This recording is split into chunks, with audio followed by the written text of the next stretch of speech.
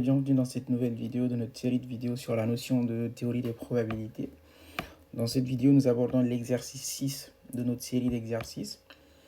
Et dans le cadre de cet exercice, il s'agit d'une société qui accorde une importance capitale à la naissance d'un garçon.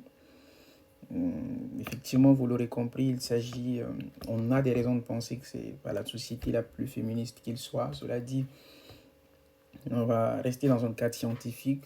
Il s'agira d'essayer d'évaluer les impacts de cette politique publique appliquée au sein de cette société. Et donc, cette société accorde une importance capitale à la naissance d'un garçon. La politique de reproduction suivie est alors de faire des enfants jusqu'à l'arrivée d'un garçon, et puis on s'arrête. C'est-à-dire qu'on fait des enfants, et au premier garçon, on arrête de faire des enfants. On suppose que la probabilité de faire un garçon ou une fille est de 1,5. C'est-à-dire qu'on a autant de chances de faire un garçon qu'une fille. Et la question qui nous est posée est de calculer l'espérance du nombre de garçons et l'espérance du nombre de filles. Alors, pour commencer, déjà ce qui est intéressant, c'est qu'on va essayer d'établir les configurations possibles au sein d'une famille. Ce sont les familles de cette société. Alors, si on prend le oméga, déjà on peut retrouver une famille où on a un garçon, c'est-à-dire dès la première naissance, vous avez un garçon et donc on arrête de faire des enfants. Ou bien vous avez une fille, première naissance, garçon, deuxième naissance. Ou bien vous avez deux filles, les deux premières naissances et un garçon. Ou bien vous avez trois filles, vous avez compris l'idée. Ou bien vous avez n fois des filles et dernière fois vous avez un garçon. Et ce qui est intéressant dans ces configurations, c'est qu'au final, bien sûr, si nous nous plaçons dans un environnement, dans un contexte biologique, on peut se dire qu'à un moment donné, on arrête de faire des enfants. Mais mathématiquement parlant, de la manière dont le problème il est posé, effectivement, on est tenté de dire qu'on peut faire une infinité de fois des filles, sans jamais faire de garçons, une infinité de fois, ou un nombre excessivement grand de fois de filles, une dernière fois un garçon. Voilà, donc c'est un peu soulever ce concept d'infini qu'il y aura derrière la résolution de ce problème. Bien, déjà, cherchons simplement à déterminer le nombre le nombre d'enfants simplement par genre. Donc, par exemple, dans cette première configuration, on a 0 fille, on a une fille, on a deux filles, on a trois filles ici, et donc 4, 5 ici, on peut supposer qu'on a n, aussi grand qu'il soit, on a n. Pour les garçons, ici on a un garçon, un garçon, un garçon, un garçon, un garçon. Donc effectivement, déjà là pour quelqu'un qui a une appétence pour les chiffres et qui arrive un peu à déchiffrer les liens donc, entre ces chiffres-là, on peut déjà être tenté de se dire qu'en moyenne, logiquement, il y a un garçon par famille. Donc l'espérance du nombre de garçons égale à 1. C'est ce qu'on va essayer de voir, de démontrer. On va essayer de voir est-ce que cela est vrai. Parce qu'au final, on voit que quelle que soit la configuration, on a un garçon. Donc on peut tenter de répondre simplement à l'espérance du nombre de garçons égale à 1. On va voir. Voilà. Cela dit, on va y aller un peu plus vite. Pour répondre à la première question, l'espérance du nombre de garçons, appelons donc x. Appelons x la variable aléatoire qui compte le nombre de garçons. Voilà. X va être la variable aléatoire qui va compter le nombre de garçons par configuration. Et en réalité, voilà, c'est là que va intervenir la notion d'infini. Et que l'espérance de x, en fait, ça sera donc au final la somme des xi fois probabilité des x, pardon, la somme des petits xi fois probabilité des grands x associés à xi. En réalité, ici, ce qui est intéressant, c'est que cette somme-là, normalement, on s'intéresse aux configurations. Et en réalité, on va simplement s'intéresser au dénombrement qu'on a pu faire par le nombre de filles. Regardez ici, on a dit 0, 1, 2, 3, jusqu'à n. Et on a dit que n pouvait être aussi grand que possible, c'est-à-dire n peut aller jusqu'à l'infini. Ça, en fait, ça nous permet de compter le nombre de possibilités. En partant de 0, bien sûr, c'est intéressant ici, très important. Donc 0, 1, 2, 3, jusqu'à n qui peut être une infinité de fois. Parce que techniquement, mathématiquement parlant, le n qui est là, on le met, mais dans la logique, c'est vraiment une infinité de fois.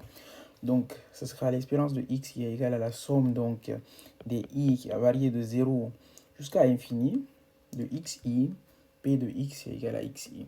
Voilà un peu la formule qui va donc nous permettre de calculer l'espérance du nombre de garçons. Et ce qui est intéressant, c'est que déjà, on peut dire tout simplement que le xi, parce que xi c'est le nombre de garçons, xi, ça sera le nombre de garçons qu'on aura, quelle que soit par configuration. Donc, pour cette configuration-là que vous avez ici, on a un garçon. Ici, on a un garçon, un garçon, un garçon, ainsi de suite, un garçon. Donc, quelle que soit la configuration, on voit que xi est égal à 1. Vous voyez? Donc, ça veut dire qu'au final, ce que vous avez là, c'est 1. Et que cette formule-là, elle vous revient simplement à la somme des i allant de 0 à l'infini de la probabilité de x égale à xi. Vous voyez? Donc, ici, je tiens simplement à souligner que ce que vous avez là, les xi, en fait, si vous voulez, les xi, le nombre de garçons, ici, c'est simplement ça, x0, x1, x2, x3, jusqu'à x infini. Vous voyez?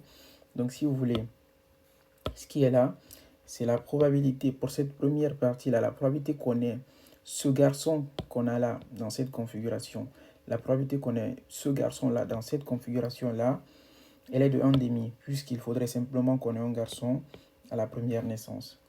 Donc, cette somme-là, ça sera 1 demi, plus, donc, puisque c'est une somme, plus la probabilité qu'on ait ce garçon-là dans cette configuration, ça sera simplement qu'on ait une fille et un garçon. Donc, plus 1 demi fois 1 demi, c'est-à-dire qu'on ait une fille d'abord, et par la suite on ait un garçon. Et rappelez-vous que la probabilité qu'on obtienne un garçon et une fille, c'est la même chose. Donc on a un peu facilité les choses. Après cela, on a aussi la troisième configuration. En fait, on va reprendre cela, on continue cela jusqu'à, normalement, jusqu'à cette dernière configuration que vous avez ici. Donc, ici, pour cette troisième configuration, vous avez deux filles et un garçon. Donc, 1 demi fois 1 demi fois 1 demi. Donc, vous avez 1 demi fois 1 demi fois 1 demi. Vous voyez? Plus, bon, on va sauter sur cette quatrième configuration. On va aller directement à la dernière. Ici, en fait, vous avez déjà n. Vous voyez? On avait mis n pour effectivement qu'on puisse faciliter cette notion-là. Donc, au final, c'est 1 demi.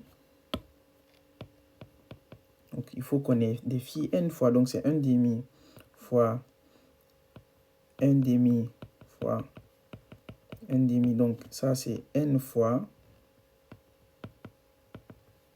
plus, pardon, fois le dernier garçon. Donc, fois 1 demi. Voyez un peu. Donc, au final, si vous voulez, ça, c'est 1 demi plus 1 demi au carré plus 1 demi au cube plus point de suspension 1 demi, ici n fois, ça vous fait 1 demi à la puissance n, mais fois 1 demi, donc ça vous fait 1 demi à la puissance n plus 1. Donc plus 1 demi à la puissance n plus 1. Et si on veut revenir à la forme avec les sommes, simplement, n'oubliez pas qu'on est avec l'infini, c'est très important de revenir avec cette forme-là. Ça nous fait la somme donc des i allant de 0 à l'infini des 1 demi à la puissance n plus, à la puissance i plus 1, pardon. C'est-à-dire que si vous avez, ça revient simplement à ce qu'on a là. Si vous avez i égale à 0, ça revient à ce qui est là. Parce que si vous avez i égale à 0, vous avez 0 plus 1, donc 1 demi simplement. I égale à 1, vous avez 1 plus 1, donc 1 demi au carré, ainsi de suite. Vous voyez? Et en fait, on va déjà sceller. C'est comme si vous avez donc la somme des i allant de 0 à l'infini de 1 demi à la puissance i fois 1 demi, ce qui vous fait en fait 1 demi à la puissance i plus 1, parce que ici vous avez 1 qui est sous-entendu, bon, on l'efface. Et donc ce 1 demi là, c'est un coefficient, on peut le sortir. On aura 1 demi fois somme des i allant de 0 à l'infini de 1 demi à la puissance i. Et ce qui est là, ça nous rappelle une formule toute simple qui est la formule donc des séries géométriques infinies. C'est-à-dire que si vous avez somme des, appelons somme des n, ok, allant de 0 à l'infini de q à la puissance n, cette somme-là est égale à 1 sur 1 moins q pour les q inférieurs à 1 en valeur absolue. C'est-à-dire que si vous avez un q qui est inférieur à 1 en valeur absolue, comme ici on a le 1 demi, et qu'on s'intéresse à la somme donc de q à la puissance n, comme ici à l'image de ce que vous avez là, la somme de q à la puissance n, de 0 jusqu'à l'infini, cette somme-là, on peut simplement l'assimiler à 1 sur 1 moins q. On retrouve effectivement cette expression dans beaucoup de calculs en mathématiques. Peut-être que vous avez pu rencontrer la formule une fois. En tout cas, on va simplement se servir de cette formule-là pour continuer. On dira donc pour la suite, espérance de x. Ici, ce sera 1 demi, comme on l'a ici. Et en fait, cette somme-là, c'est simplement cette formule qu'on va réutiliser en remplaçant q par 1 demi. Et ça nous fait donc fois 1 sur 1 moins 1 demi. Vous voyez? Donc on a 1 demi fois 1 sur 1 moins 1 demi, ça nous fait 1 demi. Donc on a 1 demi fois 1 sur 1 demi, ça vous fait 2. Donc on a les 2 et 2 qui vont se simplifier. Ça vous fait donc 1. Vous voyez? Donc ça veut dire que espérance de x est égale à 1. Effectivement, cette intuition qu'on avait de dire que le nombre de garçons en moyenne c'était 1, finalement on a pu démontrer que le nombre de garçons en moyenne c'est 1, simplement. Donc voilà un peu toute la démonstration qui prévoit ce résultat-là 1. Et deuxième question, l'espérance du nombre de garçons, du nombre de filles, voilà. Donc ici on va appeler cette fois y le nombre de filles, ok. On va appeler y le nombre de filles. On va appeler y la variable aléatoire qui compte le nombre de filles. Voilà. Et de cette même manière, ça va aller un peu plus vite. Espérance de y sera égale à la somme donc des yi, probabilité de y égale à yi. Vous voyez? Donc ça sera ça. Et même chose, les i allant de 0 à l'infini. Vous voyez? Et ici, donc cette somme-là, on va faire de la même manière qu'ici. On va revenir, on va la décomposer et après revenir, on va la décomposer comme ça. Et après ramener une formule générale à travers laquelle on pourra continuer le calcul. Mais on la décompose pour comprendre mieux. Donc les i allant de 0 à l'infini, c'est ce que vous avez là. 0, 1, 2, 3, ainsi de suite. Voyez? Donc on commence pour le 0 ici. Déjà le nombre de filles que vous avez. Donc yi qui compte le nombre de filles. Pour cette première partie, vous avez 0 en termes de nombre de filles. Donc pour le y0 ici, regardez, ça c'est le y0, ça c'est y1, ça c'est y2, ça c'est y3, ainsi de suite jusqu'à l'infini. Donc ici, y0, le nombre de filles est 0, y1 on a 1, y2 on a 2, y3 on a 3. Donc au fur et à mesure, on voit qu'ici on n'a pas, le nombre il n'est pas constant comme le nombre de garçons. Donc ici, en fait, vous aurez donc une somme à chaque fois. Ici, vous aurez 0 fois la probabilité qui est associée à y0 plus 1 fois la probabilité qui est... Donc, on va mettre en rouge toujours pour garder notre logique du nombre comme on avait pu le faire, ici. Donc, ça sera 0 fois la probabilité qu'on ait cette configuration-là, c'est-à-dire le nombre de filles fois la probabilité qu'on ait cette configuration, plus le nombre de filles ici fois la probabilité qu'on ait cette configuration, plus le nombre de filles fois la probabilité qu'on ait cette configuration, ainsi de suite. Donc, je vais juste le faire comme ça, vous allez le comprendre. Donc, on a 0 fois la probabilité, là, qu'on va déterminer après, plus 1 fois la probabilité, plus 2 fois la probabilité donc qu'on ait 2 phi avec cette configuration que vous avez là, c'est-à-dire cette configuration-là, plus 3 fois, ainsi de suite. Donc regardez, on va juste se limiter à 2, on prend le n fois le... Oui, donc ici, vous avez n phi, vous voyez, ici vous avez n phi, et donc ça sera n fois la probabilité qui est associée. Donc revenons aux probabilités. Ici, pour qu'on ait donc 0, c'est-à-dire le nombre de filles, pour qu'on ait 0, il faut qu'il y ait un garçon. Donc la probabilité, c'est 1,5. Vous voyez, il faut simplement qu'il y ait 1,5. Donc, et attendez, je mets ça comme ça. Voilà, je choisis le vert, c'est mieux. Donc, et pour une fille, c'est-à-dire cette configuration-là, nous sommes dans la probabilité 1,5 fois 1,5. Donc, ça nous fait simplement 1,5 fois 1,5, ça vous fait 1,5 au carré. Vous voyez un peu? Donc, ça veut dire que la suite ici, pour 2 filles, vous avez, il faut qu'il y ait une fille et un garçon. Donc, 1,5, 1,5, 1,5, donc 1,5 au cube. Vous voyez? Donc, ici, à chaque fois, en fait, c'est le nombre que vous avez ici, plus 1. Vous voyez? Donc, c'est le nombre de filles plus 1. Ici, on avait 0 filles, donc la probabilité, c'était 1,5 à la puissance 1. Ici, on avait une fille, donc la probabilité, c'était 1,5 à la puissance 2. Ici, on a 2 filles. On a pu déterminer qu'on aura 1,5 à la puissance 3. Et ici, vous avez donc 1,5 à la puissance n plus 1. Si vous voulez, on vérifie. On revient ici. Il faudrait que, donc, ici, la probabilité qu'on ait cette configuration, c'est 1,5 fois 1,5 jusqu'à n fois, donc ici, fois le dernier garçon, 1,5. Donc, 1,5 à la puissance n fois 1,5, ce qui vous fait le 1,5 à la puissance n plus 1 qu'on a pu écrire en bas. Vous voyez? Donc, au final, s'il faut revenir à la somme, on dirait que ça nous donne la somme des i allant de 0 à l'infini de i fois, en fait, c'est le i de ce que vous avez là, 1, 0, 1, 2, 3. Donc, les i, ça va varier de 0 à l'infini, donc 0, 1, 2, 3, jusqu'à n, donc l'infini ici, fois 1,5, regardez le 1,5, qui va varier. Il varie de 1, 2, 3, jusqu'à n plus 1. Donc, en réalité, ça sera 1,5 i plus 1. C'est-à-dire que si vous avez i qui est égal à 0, si vous avez i qui est égal à 0, vous aurez 1,5 à la puissance, vous aurez 0 fois 1,5 à la puissance 0 plus 1, ça sera 0 fois 1,5 simplement, ce que vous avez ici. Si vous avez i qui est égal à 1, vous aurez 1 fois 1,5 au carré, ce qui est ça, vous voyez? Donc cette somme nous ramène à ça, et au final, si vous voulez, pour que ce soit plus compréhensible, mettons des n. Disons simplement que c'est n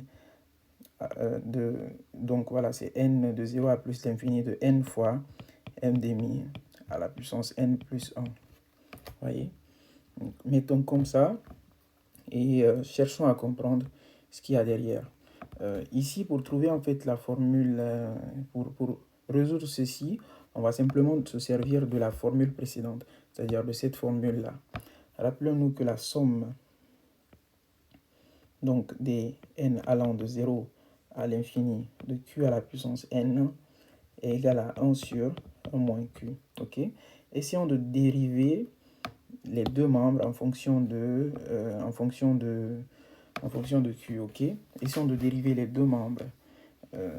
Ici, par exemple, si on essaye de dériver ce qu'on a ici, au final, on se retrouve avec quoi?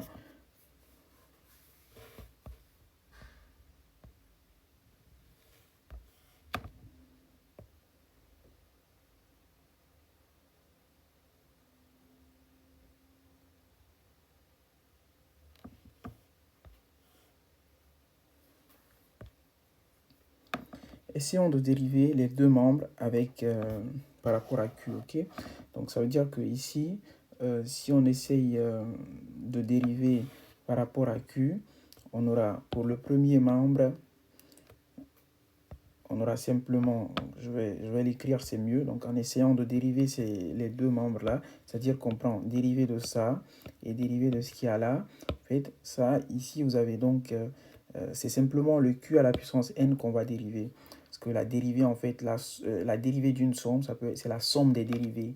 Donc, ça sera simplement la somme des n allant de 0 à l'infini de q à la puissance n dérivée qui est égal à 1 sur 1 moins q dérivé. Vous voyez, il y en a 1 sur 1 moins q dérivé. Ça aussi, c'est très simple. Vous avez en fait la formule ici.